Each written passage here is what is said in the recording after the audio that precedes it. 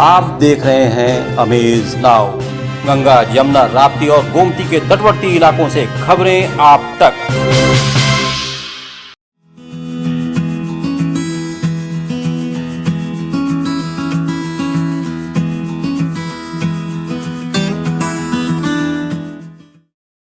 गोरखपुर में रामगढ़ताल झील के सुंदरीकरण के क्रम में ताल किनारे लगे पुरानी रेलिंग को हटाकर लगाई जा रही है नई आकर्षक रेलिंग और लाइट्स। क्षेत्रीय सेवा योजन कार्यालय में वृहद मेले का किया गया आयोजन।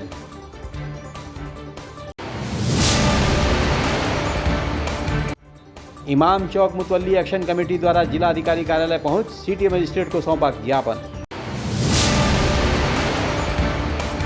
रामगढ़ताल स्थित सर्किट हाउस के सामने बनेगा जलाशय और पार्किंग।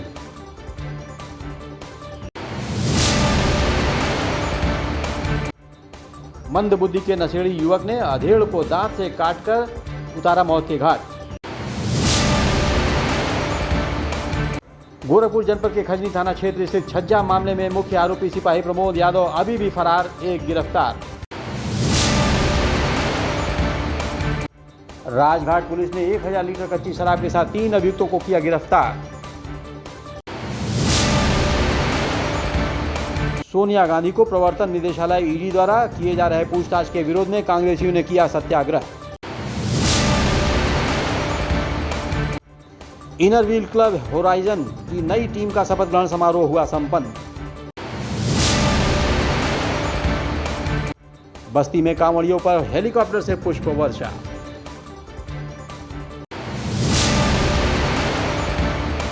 खबर का असर बलिया में नदी की कटान देखने और पीड़ित ग्रामीणों को आश्वस्त करने पहुंची डीएम। आत्मदीप विद्यालय sector near Deoria bypass Gorakhpur. 1.25 एकड़ में फैले इस विद्यालय का वातावरण बेहद ही नैसर्गिक। यहाँ प्लेवे से लेकर 12वीं तक के बच्चों की सीबीएसई पैटर्न पर अनुभवी और कुशल शिक्षकों के मार्गदर्शन में शिक्षा दान। पारंपरिक शिक्षा के साथ साथ बच्चों को व्यवहारिक शिक्षा देना विद्यालय का उद्देश्य। 2 भवनों के बड़े बड़े और हवादार कमरों में ऑडियो वीडियो टेक्नोलॉजी द्वारा ज्ञानार्जन। बच्चों के शारीरिक एवं मानसिक विकास के लिए मेंटर, संगीत साधक और कुशल खेल प्रशिक्षक उपलब्ध। शानदार तकनीकी युक्त ऑडिटोरियम जहां होता है विचारों का आदान प्रदान और प्रतिस्पर्धा। प्रायोगिक ज्ञान के लिए अत्याधुनिक और सुसज्जित प्रयोगशालाएं। आत्मदीप विद्यालय सेक्टर नियर देवरिया बाईपास। संपर्क करें 9935703444 और 8853210002। अब खबर विस्तार से। नए साल पर रामगढ़ताल के किनारे का पैडलेगंज नया सवेरा मार्ग सुंदर लाइटों से जगमगा उठेगा। ताल के किनारे पर नई आकर्षक रेलिंग भी लगाई जा रही है। पुरानी रेलिंग हटाकर पैडलेगंज से लेकर नया सवेरा तक स्टील की नई रेलिंग लगाई जाएगी, जो आकर्षक दिखने के साथ ही मजबूत भी होगी। रामगढ़ताल पर्यटन के बड़े केंद्र के तौर पर उभर रहा है। इसे और सुंदर बनाने के लिए विकास प्राधिकरण की तरफ से पैडलेगंज से लेकर नया सवेरा तक पूरी सड़क पर विशेष ऑर्नामेंटल लाइटें लगाई जा रही हैं। साथ ही स्पीकर भी लगाए जा रहे हैं, जिनसे सुबह शाम भजन तो दोपहर में मधुर संगीत की धुन सुनाई पड़ेगी। अगले 15 दिनों में यह काम पूरा हो जाने की उम्मीद है। इस बात की जानकारी जीडीए उपाध्यक्ष प्रेम रंजन सिंह ने हमारे संवाददाता को दी। कभी लाइट जाने से अंधेरा हो जाता है, तो हम लोगों ने ये सोचा कि इतनी अच्छी लाइट्स लगी हैं तो क्यों ना कुछ जो है सोलर लाइट्स लगा दिया जाए, तो अगर मान लीजिए अचानक से लाइट जाती है तो भी हमारा उजाला रहे। तो उसके संबंध में कई जगह हम लोग कार्य कर रहे हैं। जैसे कि पहला प्रोजेक्ट हमारा कंप्लीट हुआ आरके बीके वाला जो पुल है, वहाँ पे रात में अंधेरा हो जाता था, तो अब रात में जगमग करने लगा है। दूसरा, हम लोग जो पूरा पैडलेगंज से लेके और नौकायन तक जो सर्किट हाउस वाली रोड है, उसमें भी बीच बीच में हम लोग हाई मास्ट लाइट लगा रहे हैं। और जो सर्किट हाउस के सामने एक जो पूरा क्षेत्र है, आपने देखा होगा लंबा सा 10 एकड़ का, तो उसमें जो है हम लोग पार्क बना रहे हैं। इसमें सोलर पैनल्स भी लगाए जाएंगे, इससे जो है बिजली भी पैदा होगी और हमारा बिजली का खर्चा भी कम होगा। तीसरा प्रोजेक्ट नया सवेरा के अंदर हम लोग सोलर के कई वहाँ पे इनबिल्ट सोलर के पोल्स हम लोग लगा रहे हैं, क्योंकि वहाँ पे बैटरी चोरी होने का भी यहाँ पे बड़ी समस्या थी। तो अब उसमें ऐसा हम लोग पोल बनाए हैं कि जिसमें बैटरी अंदर ही रहेगी, तो चोर जो है चोरी नहीं कर पाएगा। चोरी करने के लिए पूरी पोल ले जानी पड़ेगी, तो वो संभव नहीं है। तो इसलिए ये सारे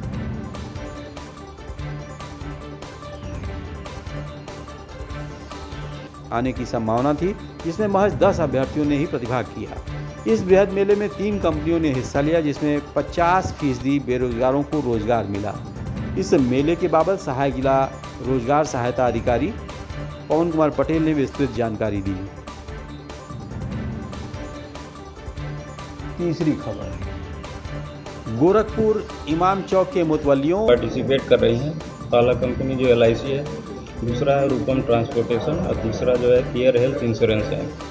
बच्चे जो है रुचि ले रहे हैं इस रोजगार मेले में, उनको कंपनियां जो है रोजगार मेले के उपरांत सर्टिफिकेट प्रदान करेंगी और उसके बाद वो बच्चे जो है कंपनी से संपर्क करके अपनी ज्वाइनिंग लेंगे।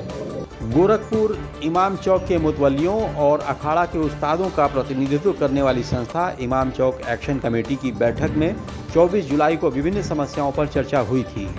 उन्हीं सब मुद्दों को लेकर आज इमाम चौक के मुतवल्लियों की एक्शन कमेटी ने जिलाधिकारी कार्यालय पहुंचकर सिटी मजिस्ट्रेट को ज्ञापन सौंपा। मुतवल्ली अध्यक्ष ने बताया कि इस्लामिक चांद के मुताबिक 30-31 जुलाई से मुहर्रम प्रारंभ हो रहा है। इस अवसर पर महानगर से निकलने वाले विभिन्न जुलूसों में तरह तरह की दिक्कतें होती हैं। अंडरग्राउंड में बिजली के पाइपलाइन से सड़क में काफ़ी गहरे गड्ढे हो चुके हैं। जुलूस में दिक्कतें होंगी, कभी भी अनहोनी घटनाएं हो सकती हैं। साथ में टूटी हुई नालियों पर क्रॉस नालियों के ऊपर लगाने, बढ़े हुए पेड़ों की टहनियों को काटने, जर्जर पोलों को सही करने आदि मांग को लेकर सिटी मजिस्ट्रेट को ज्ञापन सौंपा गया।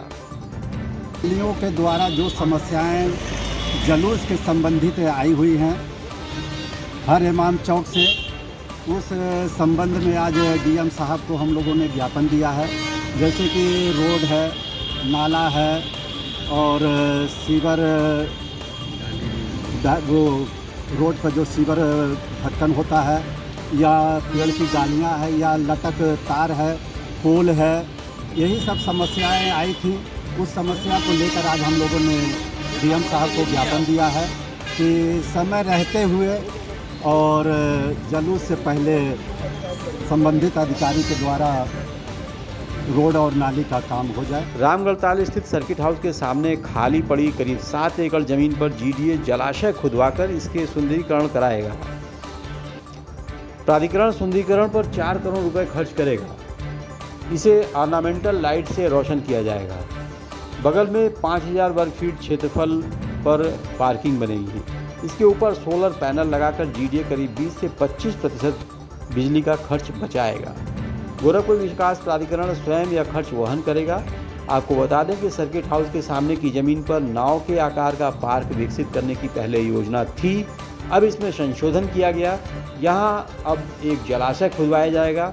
उससे निकलने वाली मिट्टी से बगल की 5000 वर्ग मीटर जमीन पर पार्किंग बनाई जाएगी। इस पार्किंग में सर्किट हाउस, योगीराज बाबा गंभीरनाथ प्रेक्षागृह और एनेक्सी भवन में आयोजित कार्यक्रमों में शामिल होने वाले लोगों के वाहन पार्क हो सकेंगे।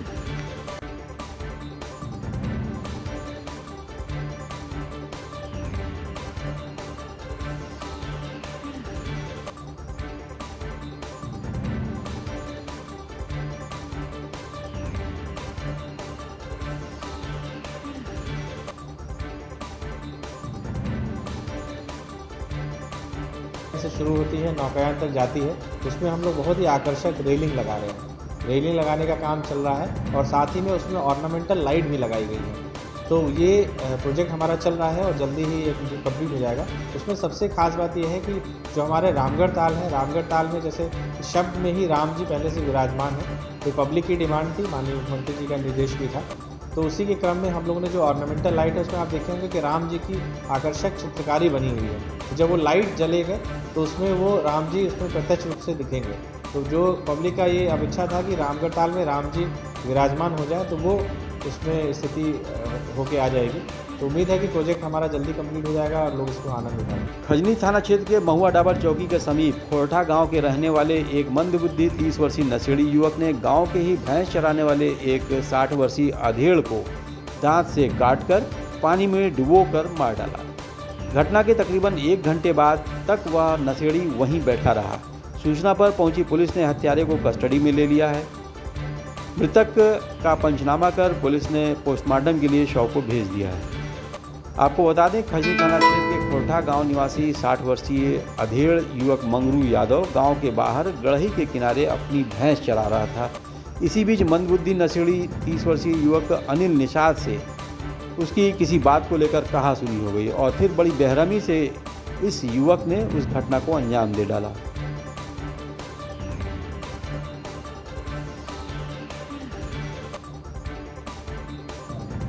एक तालाब है वहाँ, वहीं समय माई का मंदिर है। उसी मंदिर में उनके भाई पुजारी भी हैं। वहीं गांव का एक दूसरा व्यक्ति अनिल निषाद, उसने मंगरू यादव को पकड़ लिया और तालाब में डुबो करके उनकी हत्या कर दी। 11 बजे के बाद की घटना बताई जा रही है। पुलिस सूचना पर तत्काल वहाँ पहुंची। ग्रामवासियों की मदद से पुलिस ने शव को बाहर निकाला और इस घटना को कारित करने वाले अभियुक्त वो भी हिरासत में लिए। परिजनों की तहरीर थाने पर प्राप्त हो गई है। उसके आधार पर अभियोग पंजीकृत किया जा रहा है। तहरीर, हिरासत में लिए गए नौजवान से पूछताछ और अन्य साक्ष्यों के आधार पर इसे माननीय न्यायालय के समक्ष प्रस्तुत किया जाएगा। गोरखपुर जिले के खजनी इलाके के मऊधर मंगल गांव में रविवार को मकान का छज्जा निकालने के लिए हुए बवाल और फायरिंग में शामिल एक आरोपी जय गोविंद को पुलिस ने मंगलवार को मेडिकल कॉलेज के गेट के सामने से गिरफ्तार कर लिया। पुलिस ने उसे कोर्ट में पेश किया, जहां से उसे जेल भेज दिया गया। मामले में मुख्य आरोपी सिपाही प्रमोद यादव अभी भी फरार है। उसकी तलाश में पुलिस दबिश दे रही है। इस बात की जानकारी एसपी साउथ अरुण कुमार सिंह ने दी।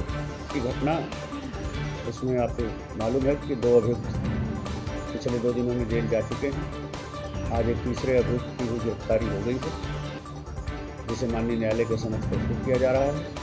वहाँ से माननीय न्यायालय के आदेशानुसार उसको न्यायिक अभिरक्षा में जेल भेज दिया जाएगा। राजघाट पुलिस द्वारा कच्ची शराब के साथ 3 शातिर अभियुक्तों को गिरफ्तार किया गया। उनके कब्जे से 1000 लीटर कच्ची शराब, 3 किलोग्राम यूरिया, 10 किलोग्राम नौसादर और कच्ची शराब बनाने के उपकरण बरामद हुए हैं।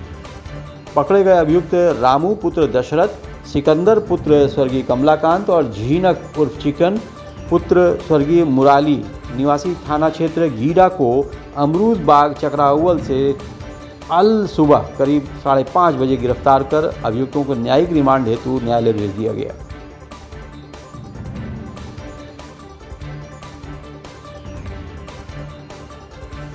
कांग्रेस की राष्ट्रीय अध्यक्षा सोनिया गांधी से प्रवर्तन निदेशालय ईडी द्वारा लगातार तीसरे दिन नेशनल हेराल्ड केस के बारे में कई घंटों तक पूछताछ की गई। गोरखपुर में जिला कांग्रेस कमेटी के संयुक्त तत्वाधान में जिला कांग्रेस अध्यक्ष निर्मला पासवान के नेतृत्व में पूछताछ करने के नाम पर उन्हें अनावश्यक रूप से परेशान किए जाने को मुद्दा बनाते हुए सत्याग्रह किया गया।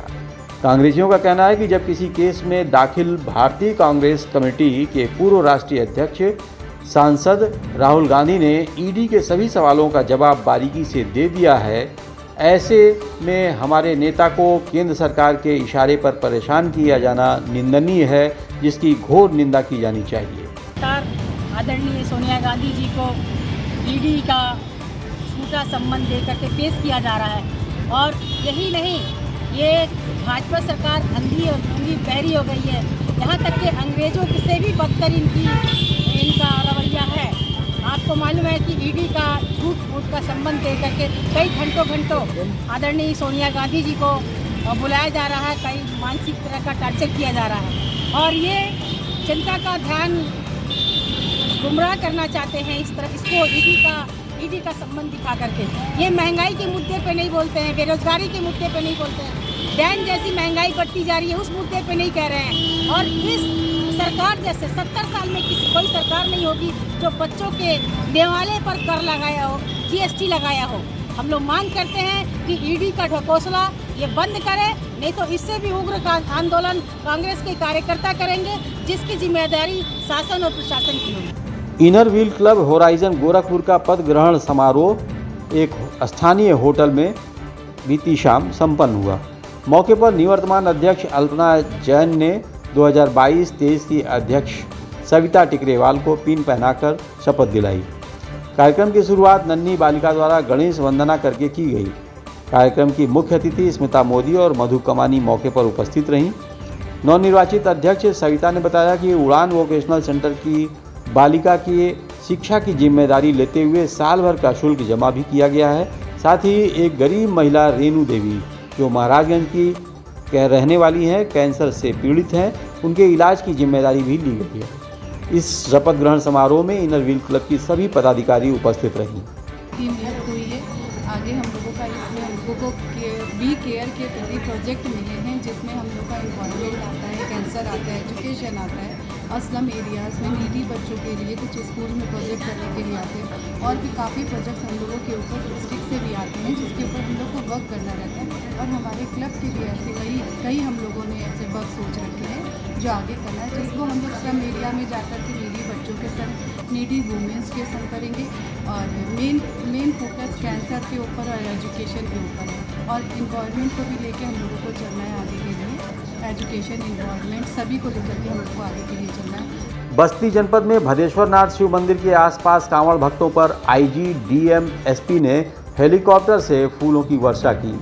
आपको बता दें कि कांवड़ भक्तों की सेवा के लिए जहां स्वयंसेवी संगठनों और सामाजिक व्यक्तियों ने लगातार सेवा भाव का प्रण लिया हुआ है, वहीं आज उस समय कांवड़ भक्तों ने योगी आदित्यनाथ की जय जयकार लगाने शुरू कर दिए जब एक हेलीकॉप्टर कांवड़ भक्तों पर पुष्प वर्षा करने पहुंचा।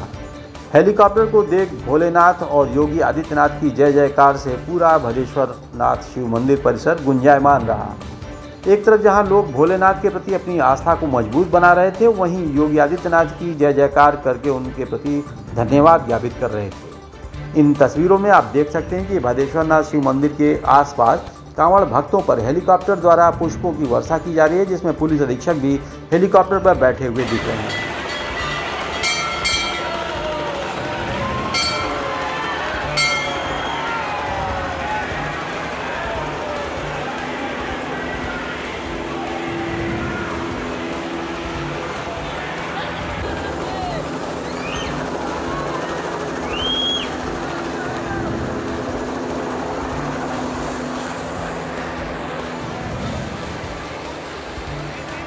खबर यूपी के बलिया जिले से है।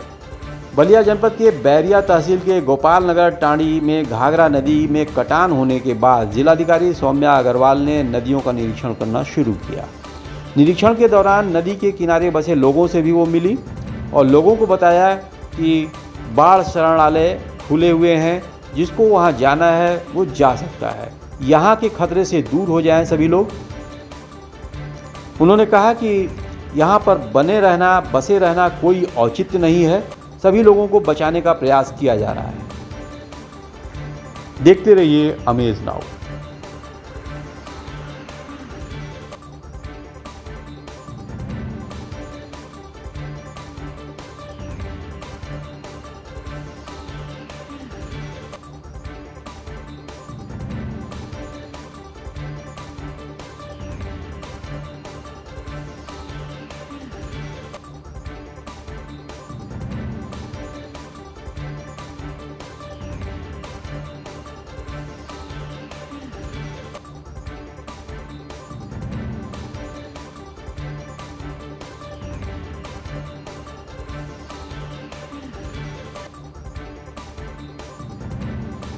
घर बचाने का काम आप लोगों के हिसाब से अच्छा भी चल रहा है, मेहनत भी कर रहे हैं, सिल्टिंग भी हो रही है और इस तरफ नदी की धारा जो है उसको कम किया गया है। परंतु जितने लोग बिल्कुल मुहाने पर हैं यहाँ पे, वो लोग अपना पीछे कर रहे हैं ना, वो हटा रहे। सुरक्षित रहना सबसे ज़रूरी है, ठीक है। अपना पीछे की तरफ खिसक जाए। वो प्लाट वाला व्यवस्था ऐसा है कि हटने के लिए हम लोग खुद दूसरे से फिर बाधार बांधा बूंदी की व्यवस्था कर रहे हैं ताकि हम लोग का घर हट जाए। लेकिन ऐसा है कि हम मिट्टी डलवा रहे थे उस घर पे, पुलिस वाला आया और हमको ले जाकर मेरा गाड़ी बात कर लेती हूँ। अभी एसडीएम साहब आएंगे शाम को, हमने बताया भी, ठीक है ना।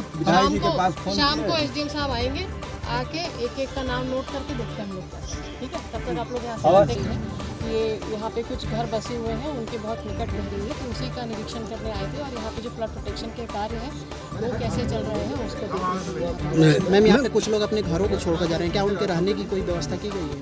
अभी जो है हम लोगों के बाढ़ शरणालय हैं वो खुले हुए हैं और किसी को अगर तुरंत ही समस्या है तो वहाँ पर जा सकते हैं। ग्रामीणों का सर कहना है कि यहाँ पे कोई व्यवस्था हम लोगों को नहीं मिल रही है, ना कोई अधिकारी देखने तक आ रहे हैं, इस तरह की बातें। यहाँ पर कल एसडीएम साहब आए थे और आज मैं यहाँ पर आई हूँ और जो फ्लड फाइटिंग के कार्य हैं उनकी गति को देखा गया है। फ्लड फाइटिंग में लोग लगातार लगे हुए हैं, दिन रात यहाँ पे कैंप कर रही है इरिगेशन विभाग की टीम और जो भी समुचित प्रबंध है वो कराए गए।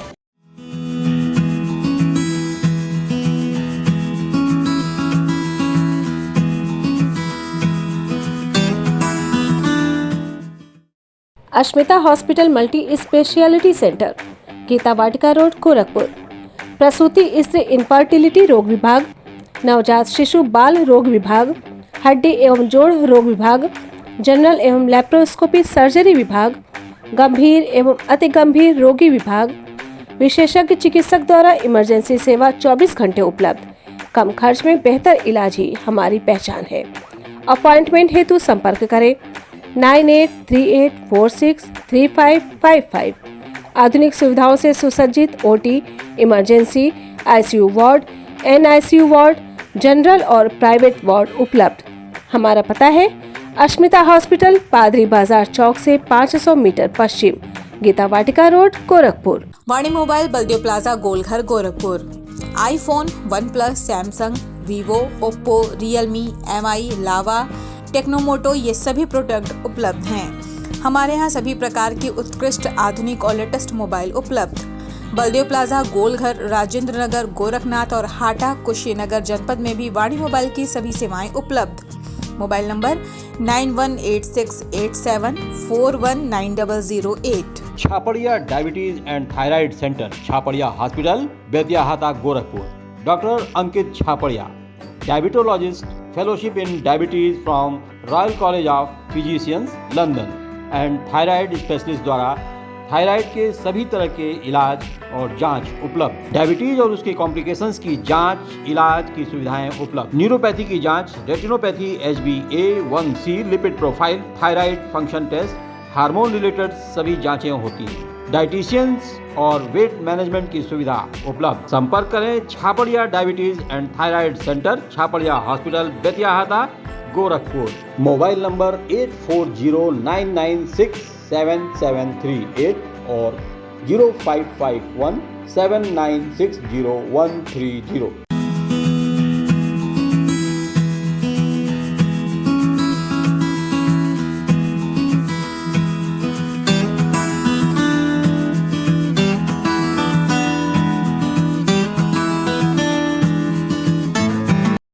आप देख रहे हैं अमेज नाउ। गंगा, यमुना, राप्ती और गोमती के तटवर्ती इलाकों से खबरें आप तक।